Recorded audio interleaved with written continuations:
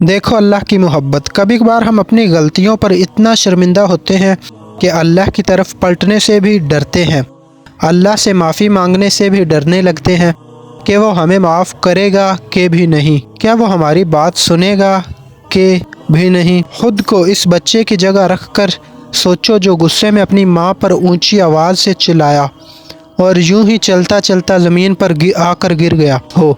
सिर्फ गिरने की देर है, तुम्हारे तड़प कर तुम्हारी माँ को पुकारने की देर है, तुम्हारी आँख से निकल कर रुखसार पर गिरने वाले आंसू की देर है कि माँ अपने आंसू भूल कर तुम्हें सीने से लगा लेती है और तुम्हारी एक आप पर तड़प उठती है। तो तुम्हें क्या लगता है कि वो रब तुम्हें नहीं थामेगा? जो तुम्हें 70 माओं से भी ज़्यादा प्यार करता है, वो तुम्हें माफ़ नहीं करेगा जिसको तुम्हारी आँख से निकला एक आंसू गवारा नहीं। हम कितने ही बड़े क्यों ना हो जाएं, अल्लाह के लिए हमेशा बच्चे ही रहेंगे।